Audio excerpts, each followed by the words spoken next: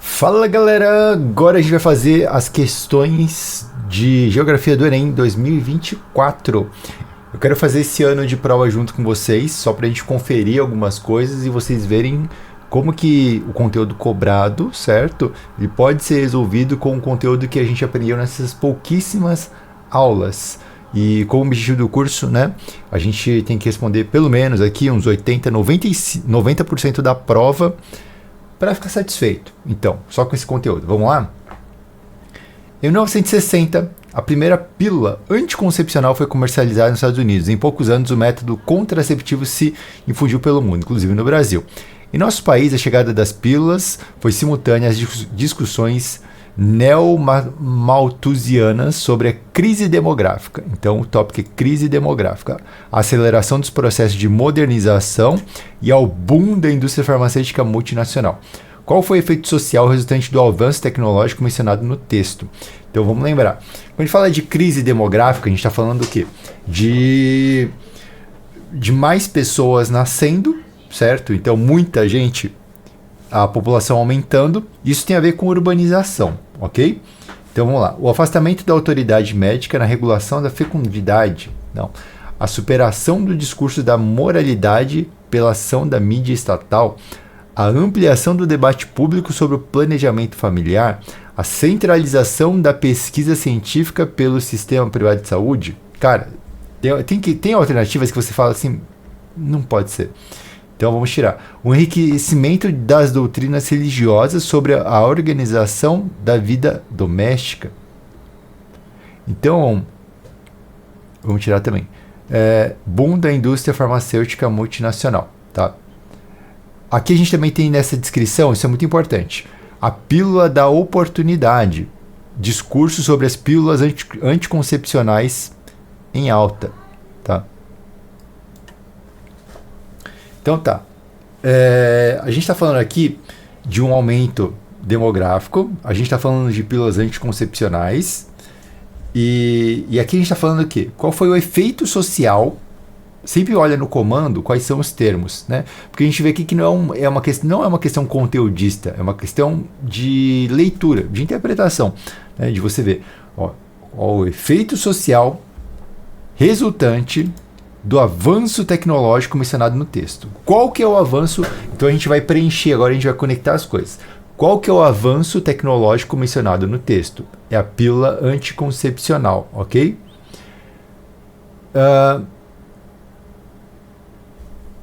Tá. Então, qual que é o efeito social? O afastamento da autoridade médica na regulação da fecundidade. Cara, não é isso daqui, não tem nada disso no texto. A superação do discurso da moralidade pela ação da mídia estatal. A gente está falando da mídia estatal aqui? Não, né? Então a gente chega o quê? Ampliação do debate público. Então aqui existe, né, um debate público. Então a gente está falando aqui de discussões, certo? Sobre a crise demográfica. Então a gente tem a ampliação desse debate público sobre o planejamento familiar. O que é o planejamento familiar? Você decidir quantos filhos você vai ter, se você quer ou não ter filhos. Deixa de ser um negócio de obrigação e tal. Então é a resposta C. Vamos para a próxima questão. Então, como que a gente pode fazer para responder essas perguntas e acertar essas perguntas? A gente pode sempre tentar delimitar o tema, entender o tema, através de subtópicos. O que tem a ver com isso daqui? Né? Então a gente tem o quê? Urbanização, modernização.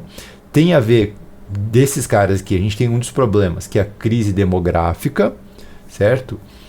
E dentro da crise demográfica, a gente tem o quê? A gente tem a questão, se a gente tem um aumento populacional, a gente tem que ter métodos anticoncepcionais, camisinha, etc. E a gente vai ter um debate sobre planejamento familiar, certo? Então, são coisas conectadas umas nas outras. O que não está conectado nisso daqui? Autoridade médica. Existe um discurso de moralidade ali pelo... Né? Tipo, você vai usar o método anticoncepcional e o espermatozoide, que é o feto, o futuro feto, ele vai morrer. Aquela coisa toda idiota que sempre existe, tipo agora quando existe com relação ao aborto, né? Mas... essa discussão de moralidade que está escrito que é relacionada à mídia estatal, entende? Então você pode tirar. Enfim, alguns pontos fazem sentido, mas não existe no texto. E é sempre importante você entender isso. É sobre o texto sempre, não o que está fora do texto. Bora para o próximo. A finalidade mais marcante em toda a história dos mapas, então aqui é uma questão de mapa. Desde o seu início, teria sido a de estarem sempre voltados à prática, principalmente a serviço da dominação e do poder. Sempre registraram o que mais interessava a uma minoria, estimulando o incessante aperfeiçoamento deles. No texto, a cartografia é apresentada como um instrumento usado essencialmente para a... Então isso a gente estudou, certo? A gente estudou isso daqui e a gente falou o quê? Que o mapa ele é desenhado de forma a favorecer algumas nações. No caso, nosso mapa, o que a gente utiliza sempre, é o eurocêntrico, ok? Então, tendo isso na cabeça e levando em conta que eles colonizaram metade do mundo, o que a gente pode entender aqui? Que é o quê? Preservação de espaços naturais. Você acha que alguém que fez o mapa liga para a natureza? Não. Erradicação de sujeições marginais. O que isso quer dizer? De sujeições marginais, erradicação de sujeições. Sujeições é o quê? Quando você está se sujeitando, você está, né? Você está sendo inferior aos outros, mas não acho que não tem nada a ver. Revolução de culturas reprimidas. Entende? Quando a gente fala que o mapa ele está sendo usado para revolução de culturas reprimidas, o mapa teria que ser como? Teria que ser como, por exemplo, que o Brasil lançou agora do IBGE, que lançou uma polêmica grande, que é o mapa ao contrário com o Brasil centralizado no mundo. Então isso seria sobre revolução de culturas reprimidas, mas nesse texto não é o caso, ok? Porque a gente está falando do quê? No texto.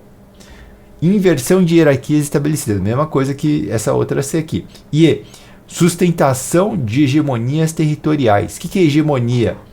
É o domínio, certo? Hegemonia é quando você controla, quando você é o cara que está no topo do controle. Então, a gente está sustentando o controle territorial. De quem? Da Europa. Europa, centro do mundo. Então, resposta E, de elefante, certo? Próxima questão.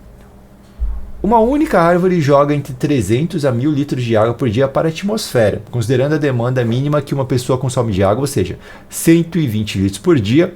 Uma única árvore pode ser capaz de produzir água para até 8 pessoas. Legal. A Amazônia perdeu diariamente uma área de floresta mais do que 4 mil campos de futebol apenas em setembro de 2021. Em todo o mês foram devastados, o que corresponde ao tamanho da cidade do Rio de Janeiro e a pior marca para setembro em 10 anos. Os dados são de sistema, Tá. Para a região amazônica, certo? A relação entre as informações dos textos indica uma redução do... Tá falando aqui redução do quê? Intensidade de chuvas, certo? O primeiro texto ele fala de água, né? Então aqui a água joga água para a atmosfera. Então o que essa água na atmosfera vai fazer? Vai chover.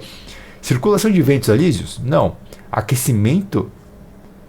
Redução do aquecimento dos solos locais? Não vai reduzir o aquecimento, vai aumentar o aquecimento. Redução da média de temperatura oceânica? Também não. Índice de refletividade superficial? Não. O que é? Intensidade de chuvas. Pô, tipo assim, mas não tem como errar essa questão. Como que vocês marcaram 10% aqui, gente? Próximo. Então, só pra gente entender. A prova de história, a prova de geografia, de humanas em geral, a maioria das questões não requer que você saiba a matéria. Requer que você tenha uma noção básica sobre o mundo e requer que você saiba ler a questão. É uma questão interpretativa? A gente pode dizer que é interpretativa? Pode até, né?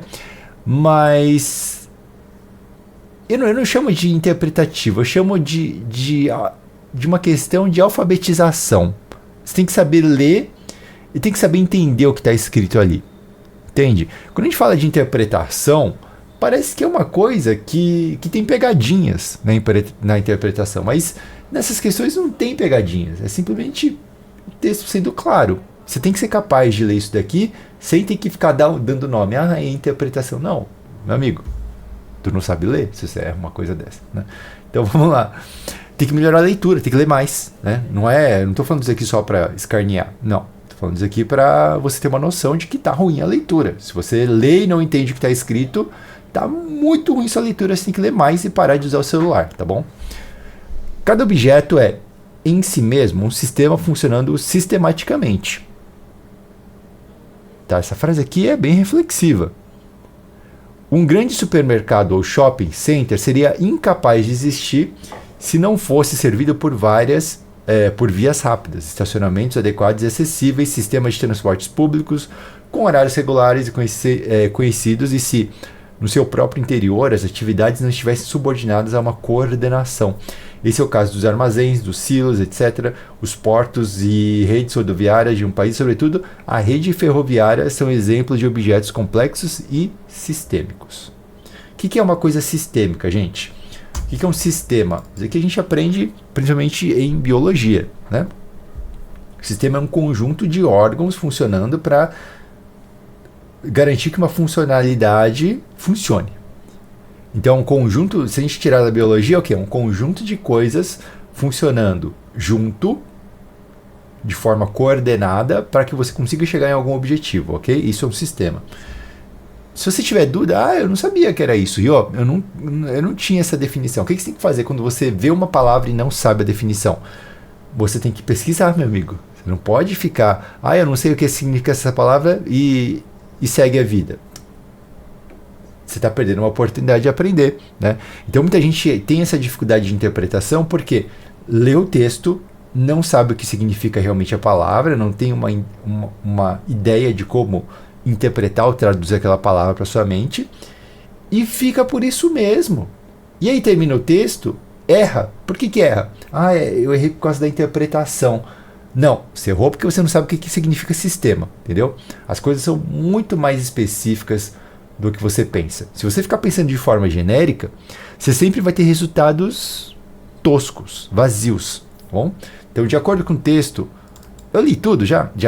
O território torna-se cada vez mais dotado de objetos com a finalidade de intensificar a desindustrialização da economia. Putz, não, né?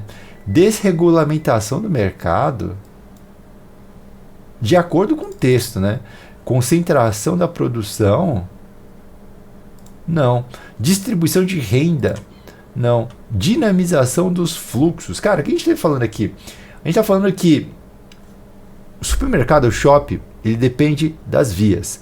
As vias dependem do transporte público, que depende das pessoas conhecerem essas linhas, que depende também que tem a ver com os armazéns e silos e portos, e estradas e trens, certo? Então é uma complexidade de coisas que estão fluindo para que você chegue até o supermercado, você ou os produtos. Então quando a gente fala de fluir, a gente está falando de fluxo, né? E quando a gente fala de várias coisas funcionando junto, é uma coisa dinâmica, entende? Então aqui a resposta seria a letra E. Ia ser engraçado se não fosse, né? Depois de tudo isso daqui. Tá. E por que a letra E e não as outras alternativas? Por quê? Desindustrialização da economia. A gente não está falando de desindustrialização nessa questão, nesse texto. Desregulamentação do mercado. Também não estamos falando disso daqui, né? De tirar a regulamentação do mercado não tem nada a ver. Concentração da produção. Você vê aqui que a gente está fazendo o contrário. A gente está desconcentrando, a gente está tirando a concentração das coisas, da responsabilidade de algo funcionar de um negócio só. O shopping e o mercado funcionam por uma baita gama de coisas. Então a gente está descentralizando a produção. A produção ela vem de vários locais, de vários portos, de várias fábricas, por várias estradas e vários caminhões e etc. Ok? Próxima. A 26ª Conferência do Clima das Nações Unidas foi realizada com a perspectiva de que os países tornassem ainda mais ambiciosos os compromissos assumidos no enfrentamento das mudanças climáticas. Então é um texto sobre mudanças climáticas. Aqui a gente também pode anotar Nações Unidas, certo? Conferência do Clima das Nações Unidas. Então a gente tem, quando você lê o texto, você tem que se tornar capaz de entender o que é o tópico central, qual que é o tópico frasal daquele texto. Então nesta frase, nessa linha que a gente leu aqui, o que é importante? Quais são os pontos importantes? Que é uma conferência sobre Nações Unidas, ou seja, onde foi realizado, o que foi realizado, qual era o tema realizado, enfrentamento das mudanças climáticas, e qual que é o tópico, né? Aumentar a ambição dos compromissos assumidos para o enfrentamento das mudanças climáticas. Quando a gente fala de mudança climática, com certeza é para o enfrentamento delas, né? Não precisa nem pensar nisso. Então aqueles 2 pontos eu acho que são mais importantes. De modo a evitar que a temperatura global se eleve acima de 1,5 graus, marca que já tinha sido discutida no Acordo de Paris de 2015. Ok. A pressão do setor empresarial, que posicionou de maneira contundente nesta COP, que é conferência, sei lá, de não sei o que lá, gerou um impacto positivo. Conselho Empresarial Brasileiro para o Desenvolvimento Sustentável, um monte de nome, sigla, né? Texto chato. Por meio do movimento de empresários pelo clima, caralho. A adesão de 119 CEOs. Mano, horrível esse texto. Empresas e 14 instituições do setor privado, de setores tão diversos como agronegócio, alimentação, aviação, etílico, farmacêuticos, finanças, infraestrutura, logística. Ok, uma lista. Eu odeio texto quando a pessoa escreve texto com uma lista. Para mim isso daqui é uma merda de texto. O Brasil deixa a conferência com o compromisso de fazer valer sua meta e reduzir 50% dos gases de efeito estufa até 2030 em relação aos níveis de 2005. Ok, a meta anterior era 43%. Conforme o texto, sempre sobre o texto, o compromisso assumido pelo Brasil foi resultado dos tensionamentos promovidos por... Então, quem que fez o Brasil se posicionar dessa forma? Povos ribeirinhos e segmentos culturais. Fala disso aqui? Não, né? Não fala disso daqui. Blocos econômicos e instituições militares? Não tem nada de... Tem blocos econômicos, mas militares?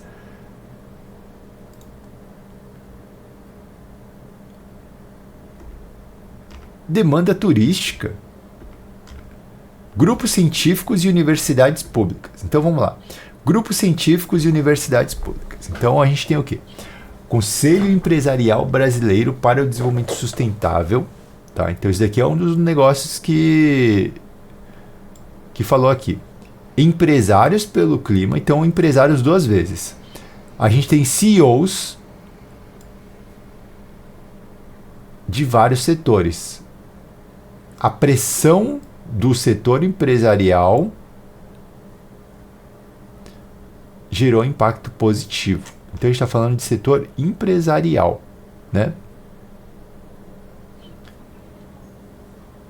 Organismos supranacionais e sociedade civil faz mais sentido, não faz?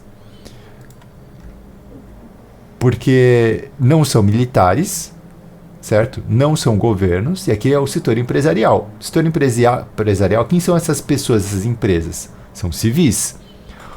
Organismos supranacionais, o que é supra? É acima de nacionais. Então a gente tem o quê? Nações Unidas. A gente tem o quê? Né? Todos esses acordos, etc. Então, embora tenha agentes governamentais e tal, mas não fala de demanda turística aqui. Tá vendo? Não fala disso. Universidades públicas também não fala disso. Então tem que ser o D, né? Então tá vendo como que a gente consegue eliminar só de ler direitinho o texto? Só de... a ideia da questão, como que a gente resolve a questão? A gente vai sempre afunilando as ideias, certo? O máximo possível. Até chegar no momento que vai afunilar tanto que só vai ter uma resposta. Então, quando a gente olha essa questão, vamos lá. Dubai. Era isso daqui, e aí Dubai, 2020, 20 anos depois, cresceu para um cacete. A comparação entre as imagens de satélite indica a ocorrência de um processo de... Quando você olha essas imagens aqui, seu cérebro ele tem que pegar e pensar o seguinte, de forma organizada. Todas as questões de geografia, todos os tópicos, né, igual um mapa mental. Aí a gente vai afunilar. O que aconteceu com Dubai? Primeira coisa que a gente pode perceber nessa questão é um mapa legenda, tá? Então pode ser que seja uma questão de mapa ou pode ser uma questão de urbanização. Por que urbanização? Olha a cidade crescendo. Então é um dos dois. Então aqui a imagem de satélite indica a ocorrência de um processo de urbanização, certo? Então, o que a gente vai ter aqui? Conservação de lugares afetivos. Tem uma conservação aqui de lugares? Não está sendo conservada, está modificando, entende que é diferente? Então não é isso daqui. Aumento de áreas desertificadas. Cara, na verdade isso aqui é tudo um deserto, até aumentou aqui, até diminuiu. Então não. Redefinição de fronteiras nacionais. Cara, não parece que está mudando uma fronteira nacional, porque não está mostrando outra fronteira aqui, né? Artificialização do espaço geográfico. Pode ser. Por quê? Tá vendo isso aqui? Tá vendo a praia que está aqui? A gente tem agora elementos a mais no mar. Olha só. Isso é artificial. São praias artificiais. A cidade é uma coisa artificial, não é uma coisa natural. Então pode ser. Mudança da dinâmica macroclimática. Não é isso que indica. Então a gente tem o quê? Artificialização do espaço geográfico, certo? Próxima questão. Terremoto. A gente já afunila. Terremoto de magnitude costa chilena, terremoto ocorreu a uma profundidade de 102 km. Tremor de terra de magnitude tal no interior do estado do Amazonas. Eita. O abalo é de magnitude considerada mediana para os níveis do Brasil. Os eventos dessa região costumam ser resultados de atividades na placa de Nazca. 3. Moradores usam as redes sociais para relatar tremores de terra no interior de São Paulo. Atividades foram registradas, magnitude 3, que é considerado pequeno e sem previsão de danos. As diferenças entre os eventos geológicos relatados decorrem de distintas posições geográficas das cidades em relação a... Vamos pensar. Chile está a oeste, lá na PQP, certo? Chile. Do lado do Chile, andando mais para o Brasil, a gente vai ter o quê? Amazonas. E andando mais para leste, bem mais ali para o outro lado, a gente tem São Paulo. Então, não sei se você consegue visualizar esse mapa na sua cabeça, tá? O que tem em relação a diferença entre os eventos geológicos, terremoto forte e terremoto fraco, decorrem de distintas posições geográficas das cidades em relação ao quê? Planícies costeiras? Não. Bacias continentais? Não. Zonas de subdução? Agora essa questão me pegou. Por que essa questão pegou a gente? Porque, seguindo as nossas aulas, a gente não fala sobre esses termos, entende? Então, essa questão aqui é uma questão daquelas que a gente provavelmente iria ou poderia errar, a gente pode limitar e chutar ela, e a gente pode remover alternativas que a gente pode ver que não tem nada a ver. Áreas de denundação. Denundação tem o quê? Tem a ver com inundação, não sei. Zonas de subdução ou vertentes escarpadas. Então, o que é uma zona de subdução? Subdução, eu imagino que seja onde tem uma falha para baixo. E a escarpada, eu imagino que é onde tem, né, também uma descida, assim. Então, ou é C ou E, essa questão. Você vai ver aqui e seguindo essa lógica, a gente vai chutar alguma coisa, zonas de subdução. Vamos ver agora a solução sobre isso daqui, porque eu, como uma pessoa que não sou de geografia, eu não sei todos os nomes também. Então, a zona de subdução é quando a placa tectônica se encontra e uma delas desliza para baixo da outra. Então, faz sentido. Talvez até tenha visto esse termo, mas me deu um branco. Como que a gente resolve esse problema aqui, né? A gente resolve, pior que eu tava com isso daqui na cabeça, eu ia falar que era isso daqui não tem nada a ver, mas tudo bem. Como que a gente resolve isso? Cara, a gente tem que pegar esse termo e alguns outros termos que a gente está vendo, procurar, usar isso aqui como oportunidade, procurar o significado disso daqui e criar, por exemplo, um flashcard ou uma lista para você memorizar os termos específicos, ok? Então, próximo. Há experiências de lutas sociais, de reapropriação cultural da natureza, que são movimentos emblemáticos, como dos seringueiros no Brasil, que da luta sindical para a comercialização de borracha chegam a inventar o conceito de reserva extrativista e estão avançando para um novo modo de produção. Então aqui a gente está falando sobre o quê? Lutas sociais, reapropriação cultural, seringueiros, certo? Luta sindical, comercialização, racionalidade produtiva, novo modo de produção, mostrando que é possível viver bem e não apenas sobreviver em harmonia com a natureza que habitam. O novo planeta que podemos imaginar é feito desses territórios produtivos que não são apenas economias de autossubsistência, mas economias que potencializam a produtividade ecológica de seus territórios. Então, o texto expõe a possibilidade de uma nova racionalidade produtiva por meio de uma gestão territorial que se baseia na integração de mercados regidos por pressões regionais, conexão de valores fundamentados por decisões locais, unificação de preços delimitados por demandas nacionais, normatização de regras construídas por instituições mundiais, valorizações de tradições orientadas por determinações globais. Cara, agora eu não sei o que é o que aqui. Integrações de mercados regidos por pressões regionais. Pode ser isso daqui. Por quê? A gente está falando de seringueiros do Brasil, reserva extrativista, certo? Novo modo de produção, nova racionalização, mostrando que é possível viver bem, tá, com a harmonia da natureza.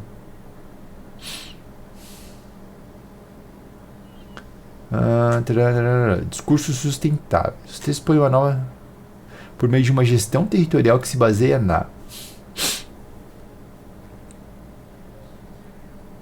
conexão de valores fundamentados por decisões locais. Faz sentido? A gente não está falando de integração de mercados por pressões regionais, não é uma pressão regional. Unificação de preços delimitados por demandas nacionais, não. Normatização de regras construídas por instituições mundiais, não é mundial, é local, né? Valorização de tradições orientadas por determinações globais, também não é global isso daqui. É B, não é? Então você vê, a gente foi afunilando. Esse texto fala de algo global? Não. Ele fala de algo do Brasil, local, seringueiros, né? Então a gente foi afunilando até chegar nessa resposta. Então essa que é a vantagem dessas questões que não tem termos. Tipo essa daqui. Por que eu sou a besta para termos? Eu falo isso desde que eu comecei o canal. Cara, eu não uso termos para nada. Então quando você vê com palavras muito específicas sobre algo muito específico que você não tem o que você saber sobre isso, tem que decorar. Eu acabo não sabendo da questão. Né? Mas nesse tipo de questão você consegue afunilar até encontrar. Você não precisa de decorar nada. Então isso é bacana. Essa questão aqui, diferenças entre inundação gradual e brusca. Eu vou roubar nessa questão porque eu já fiz ela antes. Mas a gente tem aqui inundação que acontece com o tempo, que é gradual, ela demora mais tempo e inunda mais devagar, né? E aí ela vai demorando mais para sair. E a inundação brusca é o que? Ela inunda rápido e vai embora rápido. Dura pouco, né? Aqui fala sobre desastres naturais, conhecer para prevenir. Então a gente está falando sobre inundação. Quando a gente fala de inundação, provavelmente tem alguma coisa a ver com erosão, tem a ver com relevo, tem a ver com solo, tem a ver com absorção da água pelo solo, né? Então, a desproporção de velocidade, tempo, de duração nos tipos de inundação destacados é condicionada pela variabilidade. Então a gente está falando, né? Você vê que aqui Como a gente pode entender isso daqui? A gente não está falando que num lugar está chovendo mais, o outro está chovendo menos, entende?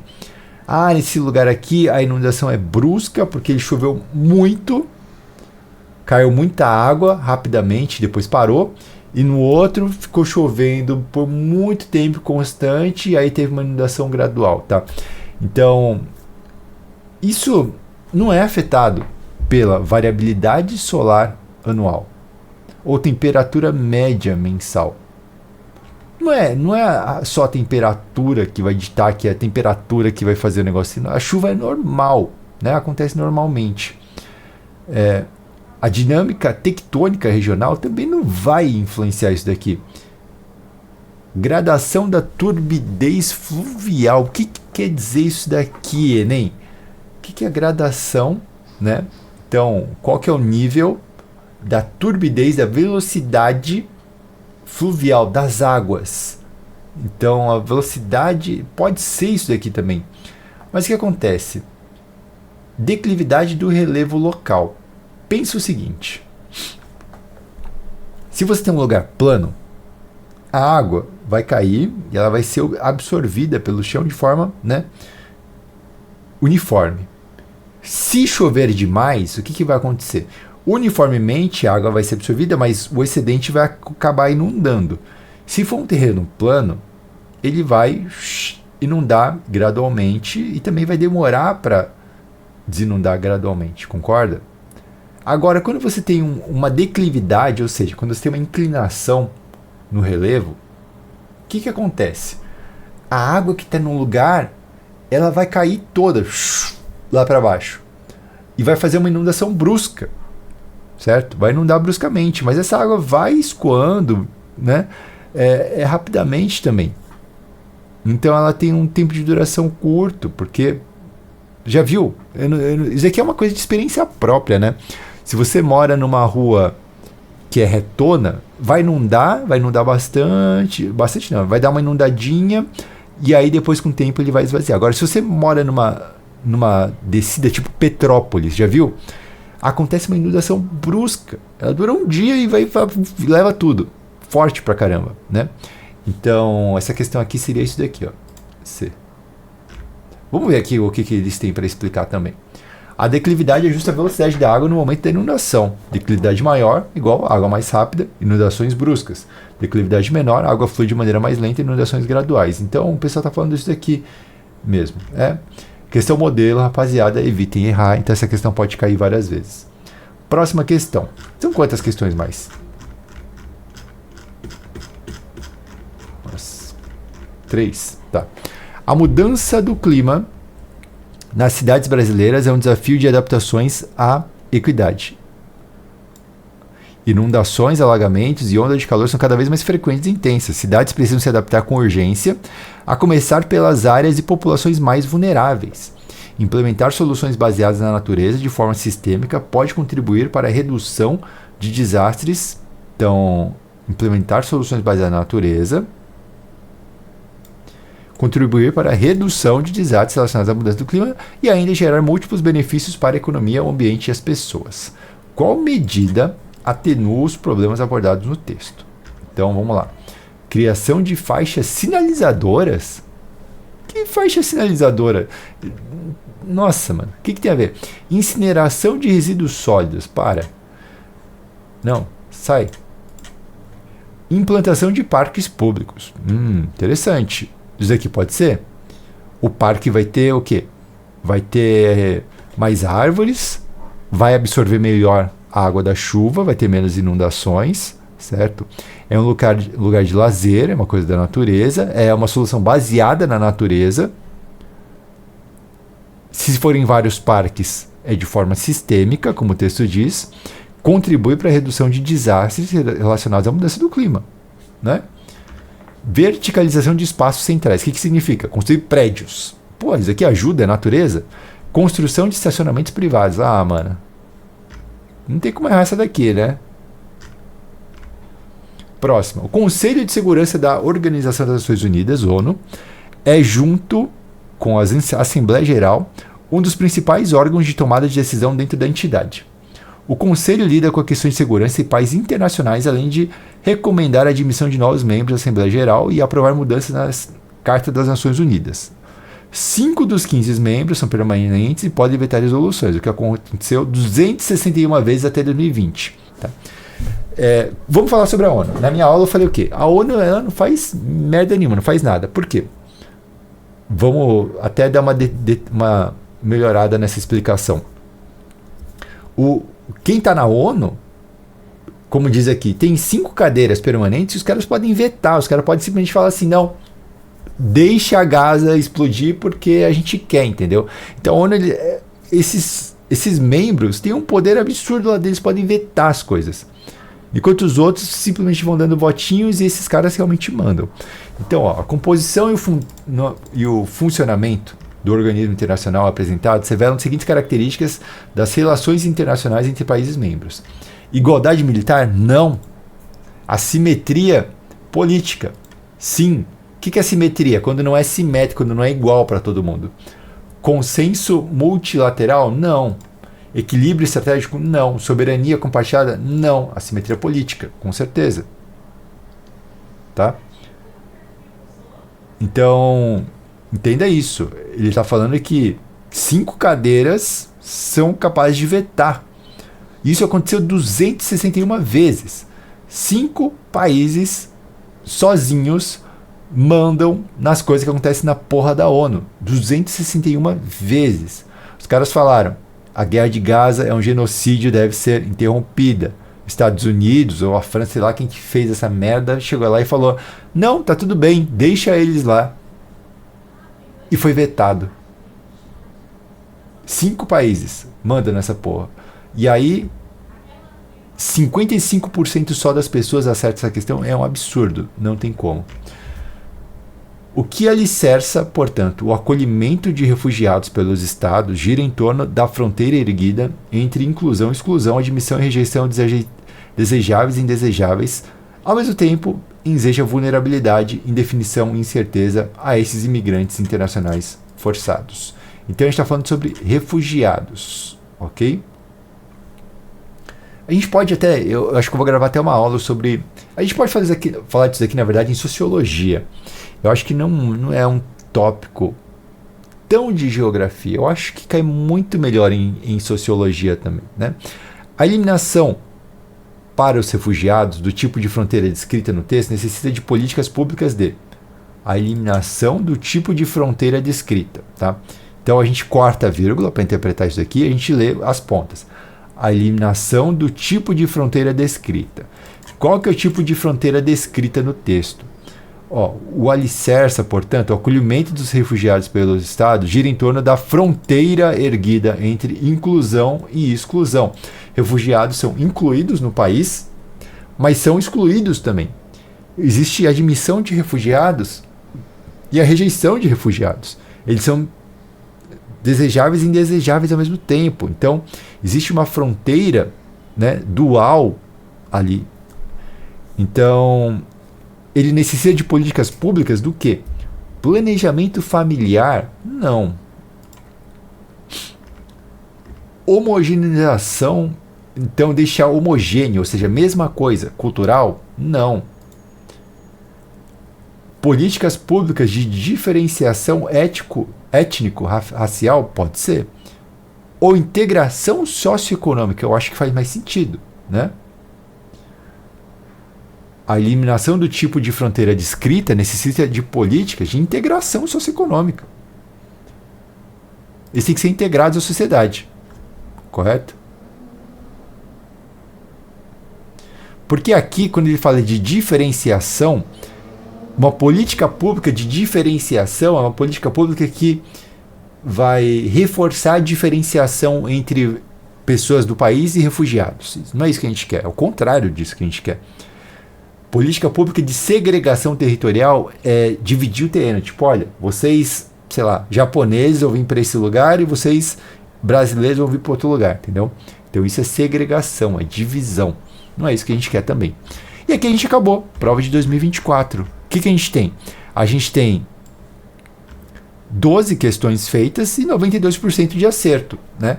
Então, com o conteúdo que a gente estudou, que eu preparei para só utilizando ele, sem nenhum conteúdo absurdo a mais, a gente acertou 92%, certo? Então, de 12 questões, a gente acertou 11 questões. Aquela questão que a gente errou ainda é porque eu sou burro. Porque eu não sei geografia em relação de termos. Se você me perguntar sobre atmosfera, algumas questões que muitos estudantes normalmente sabem, porque estudaram tudo, eles vão acertar.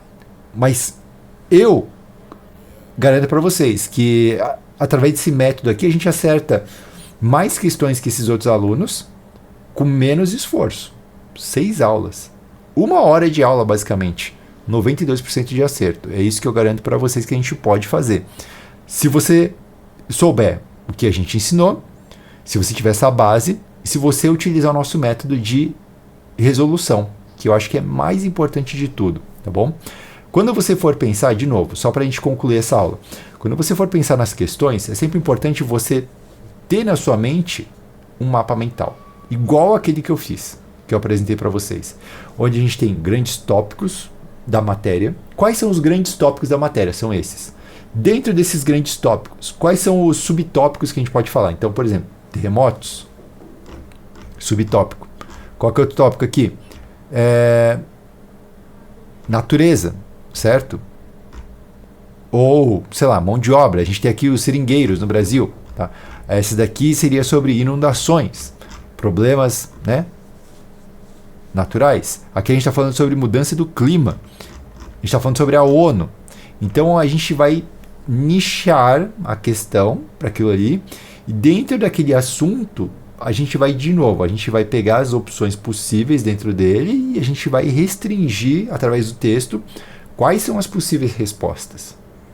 Então, fazendo esse processo, fica muito mais fácil de você acertar esse tipo de questão aqui, né? Que não é igual a questão de matemática, você tem que resolver, não. Esse tipo de questão de texto são todas assim. Você pode usar isso daqui para FUVEST, para qual for a banca. Se não for coisa decoreba, se for coisa de leitura, de interpretação, de resolução de problemas, é assim que você vai fazer e é assim que você vai conseguir resultados, tá bom? Então é isso, gente.